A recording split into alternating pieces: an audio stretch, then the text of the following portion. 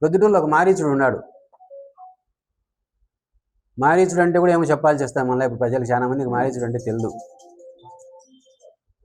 మారీచుడు అంటే రావణాసురుని అనుచరుడు, ఒక మాయా రాక్షసుడు.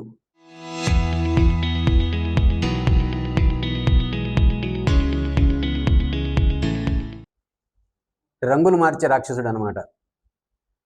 మాయా జింకగా సీతను ఎత్తుకొని పోయేదానికి సహకరించే దానికోసము జింక రూపంలో, బంగారు జింక రూపంలో వచ్చినాడు. అట్లా ప్రొద్దుటూరులో ఒక మారీచుడు తెలుగుదేశం వేషం వేసుకొని తిరుగుతూ ఉన్నాడు. ఆయన ఎస్ఎస్ మాల్ గురించి మాట్లాడినాడు. ఎస్ఎస్ మాల్ గురించి దాంట్లో మళ్ళీ అంటే ఏమీ మాట్లాడకుండా నర్మగర్భంగా ఇదేదో మాట్లాడుతున్నాము, రాజ్యంలో అవినీతి చేసినాడు, దీని మీద చర్యలు తీసుకోవాలని. ఎస్ఎస్ మాల్ అనేది నేను దాంట్లో యాక్చువల్ వాళ్ళ రికార్డులో నేను ఉండాలని చెప్పినట్టున్నాడు, కానీ రికార్డులో నేను ఆడలేను. కానీ ఎస్ఎస్ మాల్లో నేను 3వ వంతు భాగస్తుని. నేను ఓపెన్గా పబ్లిక్గా అడ్మిట్ చేస్తాను, ఎస్ఎస్ మాల్లో నేను భాగస్తుని. మాదే, మేము మా స్నేహితులు, మా అనుచరులు కొంతమంది కలిసి మేము అది వెంచర్ చేసినాం. అది చేసినా మొదట్లో సక్సెస్ అయింది. మళ్ళీ దేశపోయేది ఇంకొక డబ్బులు, ఇంకొకటి ఆడసోటి ఆడకపోతే ఇరుక్కున్నాయి, డబ్బులు ఇబ్బంది పడి ఆ మాల్ ఇంకా పూర్తి కాలే. దాంట్లో బీపీఎస్ ప్లానింగ్ దీని గురించి కూడా మాట్లాడినారు. ఎస్, వాస్తవమే. మేము 1900 అంటే ఈ ల్యాండ్ అక్వైర్ చేసింది 12, 13 ప్రాంతంలో అక్వైర్ చేసినాం. 14లో అనుకుంటా మేము పర్మిషన్ తీసుకొని కన్స్ట్రక్షన్కి పోయినాం. నేను ఇంతవరకు అంటే రిలయన్స్ పెట్రోల్ బంక్లో ఒక అపార్ట్మెంట్ కట్టినా, ఒక అంగుళం డీవియేషన్ లేకుండా కట్టినాం. ఇప్పుడు మళ్ళీ డిఏడబ్ల్యూ కాలేజ్ సైట్లో కడతా ఉన్నాం, ఒక అంగుళం డీవియేషన్ లేకుండా కడతా ఉన్నాం. సాధ్యమైనంత వరకు ప్రభుత్వం ఎంత పర్మిషన్ ఇస్తే అంతవరకే చేస్తాం. ఇక్కడ ఏంటంటే దురదృష్టవశాత్తు మేము పర్మిషన్స్ మేము ప్లానింగ్ చేసే రోజు నాటికి ఉండే చట్టబద్ధంగా మేము ప్లానింగ్ చేసిన ఆ చట్టాలను అనుసరించి మేము ప్లానింగ్ చేయించినాము. ఎట్లా అనుమతులు వస్తాయి కదని తొందరగా మొదలు పెట్టినాం. కొంచెం అది తొందరపాటు చర్య అది. అంటే ప్రభుత్వ అనుమతి రాకుండానే ముందే మేము పనులు మొదలుపెట్టాం. పనులు మొదలుపెట్టినాం కాబట్టి అయితే మేము ప్రభుత్వం పనులు మొదలుపెట్టిన నాటికి, మాకు పర్మిషన్స్ వచ్చిన నాటికి చట్టాల్లో కొన్ని మార్పులు జరిగినాయి. సెట్ బ్యాక్స్ అవి కొన్ని గైడ్ లైన్స్ కొన్ని మార్చినారు కాబట్టి మేము ఒకసారి ప్లాన్ తీసుకొని ముందుకు పోయినాం. ఫౌండేషన్స్ స్టార్ట్ అయ్యి ముందుకు పోయినాం కాబట్టి దాన్ని ఇంకా మార్పు ఏం చేయకుండా యథావిధిగా కన్స్ట్రక్షన్ కంటిన్యూ చేసినాం. దాంట్లో కొంత డీవియేషన్ జరిగినమాట వాస్తవమే. అయితే అది కావాలని చేసింది కాదు, దాంట్లో సమాచార లోపం వల్లనే జరిగింది. ఇది అంటే చట్టం మారుతూ ఉంది, మారింది అనే విషయం తెలియకుండా పాత దాంట్ల ప్రకారం, పాత గైడ్లైన్స్ ప్రకారము మొదలుపెట్టి అది ముందు పని చేసుకున్నాక సుమారు సంవత్సరం నాటికి కానీ మాకు పర్మిషన్స్ రాలే. అలాగో చట్టంలో కొన్ని గైడ్లైన్స్ మార్పులు జరిగినాయి. సరే, జరిగినా కూడా మేము అట్నే దాంట్లో అనుమతులు ప్రభుత్వం ఇచ్చిన మేరకు, అంటే విత్ ఇన్ ది పారామీటర్స్, అంటే ప్రభుత్వం అనుమతించే లోపల మాత్రమే ఆ డీవియేషన్ ఉంది. 5%, 10% డీవియేషన్ ఉంటే 15%. ఆయనదే చెప్తున్నాడు మొత్తం కింది నుంచి మొత్తం పైదాకా మొత్తం అన్ని ఫ్లోర్ కూడా డీవియేషన్ జరిగిందని. కింద ఒకసారి జరిగిన పైదాకా పోకుండా పైన ఒకసారి మార్చి దాని కింద లేకుండా పైన ఎట్ట కడతారు? డీవియేషన్ జరిగింది, కింది నుంచి పైకి మొత్తం అంతా జరిగింది. ఒక అడుగున్నారో ఆ పక్క ఈ పక్క జరిగిన తర్వాత మొత్తం కింది నుంచి పైకి ఒకటే చక్కగా కడతారు కదా. జరిగింది. ఆ జరిగిన ప్రకారం మేము ప్రభుత్వానికి 2018లోనే బీపీఎస్ చట్టం స్టార్ట్ అయ్యింది, కానీ అప్పుడు ఇంప్లిమెంట్ కాలే. మళ్ళీ జగన్మోహన్ రెడ్డి టైంలో చట్టం ఇచ్చినారు. ఆ చట్టం రోజు ఎక్స్టెండ్ అయితే అంటే ఇంకా ఎక్కువ మందిని ఈ చట్ట పరిధిలోకి తెచ్చే దానికోసం ఇంకా టైం ఎక్స్టెండ్ చేస్తానే జగన్మోహన్ రెడ్డి పీరియడ్ అంతా లాగేసినారు. ఇప్పుడు మళ్ళీ తెచ్చినారు. ఈరోజు తొందరగా చేసేసి ప్రభుత్వానికి డబ్బులు కట్టించేసి రెగ్యులరైజ్ చేయించుకోమని చెప్పి,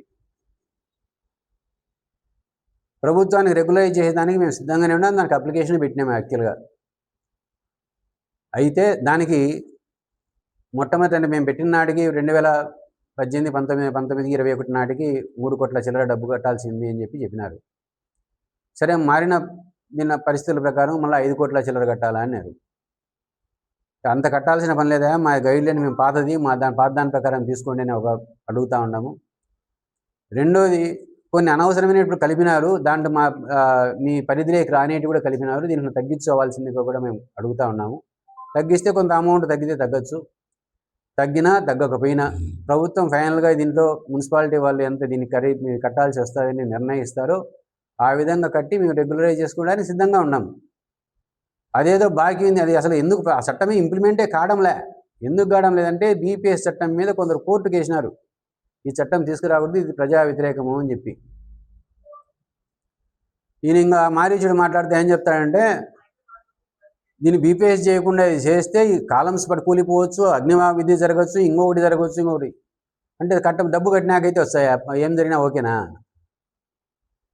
అప్పటికిప్పటికి ఏం తేడాలు వచ్చింది బిల్డింగ్లో?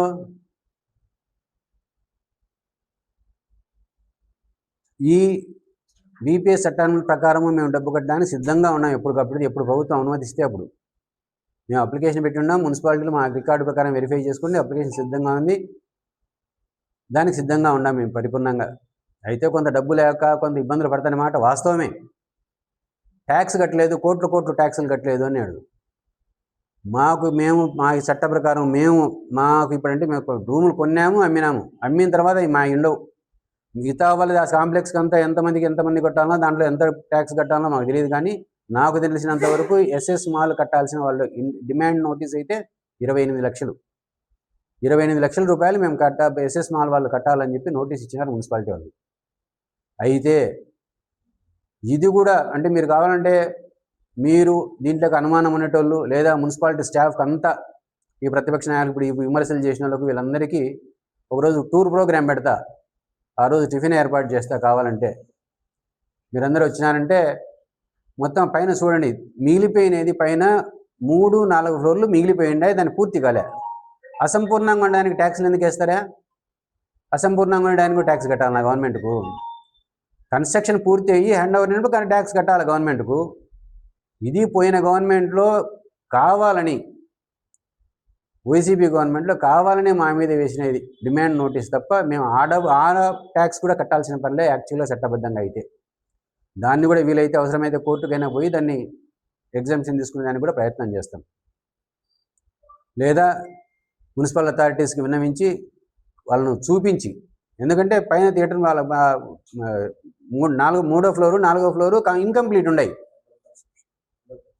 థియేటర్లు ఇంకా పూర్తి కాలే. మీరు ఎవరో సినిమాలు చూసినారు, దాంట్లో మరి స్టార్ట్ చేయకుండా ట్యాక్స్ ఎందుకు కట్టాలి దానికి? ఈ డబ్బు ఏంటంతా ఇది కట్టకపోతే మున్సిపాలిటీకి ప్రభుత్వానికి ప్రజాధనం నాశనం ఉంది. ప్రజాధనం ఎవరిని అనేది అమ్మా? ప్రజాధనము ఎవరు తీసుకున్నారు? ట్యాక్స్ మేము కడితే మా కష్టాలు చెందితే అది ట్యాక్స్, ప్రభుత్వానికి ఒకసారి పోయిన తర్వాత అది ప్రజాధనం. మేము కట్టాలనో లేదో ఇంకా నిర్ణయం కాకుండా ఎట్ట ప్రజాధనం అయింది? అసలు ఈ బీపీఎస్ అనేది దీని చట్టం వినియోగించి నువ్వు దాన్ని తీసుకునేదానికి ఎలిజిబుల్ కట్ట. ఇప్పుడు ఈరోజు రేపు తీసుకోవాలి మున్సిపాలిటీ, మనం కట్టేదానికి సిద్ధంగా ఉన్నాం మేము. చట్టమే కోర్టులో పెండింగ్ ఉంది. చట్టం అది బీపీఎస్ కట్టంతలకే షాపులు నోటీసులు ఇచ్చినారు. ఇది షాపులు వితౌట్ ఆక్యుపేషన్ సర్టిఫికేట్ లేకుండా మాల్లో వ్యాపారాలు చేసుకుంటున్నారు, అమ్మినారు అని చెప్పినారు. 2018లో 19లో కంప్లీట్ అయితే బీపీఎస్ చట్టం ఆ రోజు నుంచి పెండింగ్ ఉంటే, ఆ రోజు నుంచి ట్యాక్స్లు అంటే 8 నుంచి ఇప్పుడు 9, దాదాపు 9 ఏళ్ళు మేము కట్టి 100 కోట్ల రూపాయల డబ్బు ఇన్వెస్ట్ చేసి వ్యాపారస్తులు ఏం లేకుండా ఖాళీ పెట్టుకొని చట్టం వచ్చేంతలో చేతులు కుట్టుకొని కూర్చోవాలనా? అంటే అడిగి ముండమోయాచి పోవాలా అని. దేనికోసం ఇతను ఈ విమర్శలు చేస్తున్నాడు, ఎవరిని టార్గెట్ చేస్తున్నాడు అనేది తెలుగుదేశం వర్గాలు, తెలుగుదేశం పార్టీ నాయకులు, తెలుగుదేశం పార్టీ కార్యకర్తలు దయచేసి తెలుసుకోండి. ఈ మారీచుడు మనకు పోయిన ఎలక్షన్స్లో కూడా చేయలే. ఈ మారీచుడు జెండాను మోసినానని చెప్తా జెండాను అమ్మేసినాడు. జెండాను ఆమె ఎవరికి అమ్ముకుంది, ఎంత అమ్ముకునేది కూడా తెలుసు, మీకు అందరికీ కూడా తెలుసు.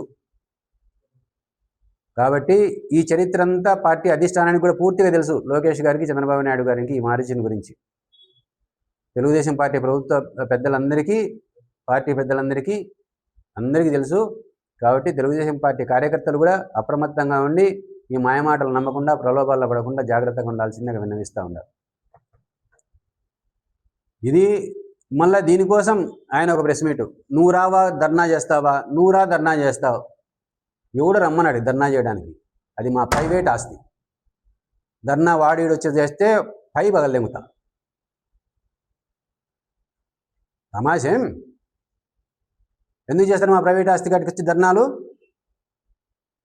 చట్టబద్ధంగా మీరు చట్టానికి లోబడి మీరు బుద్ధి పుట్టిన పనులు చేసుకోండి, మేమేం అభ్యంతరం పెట్టాం.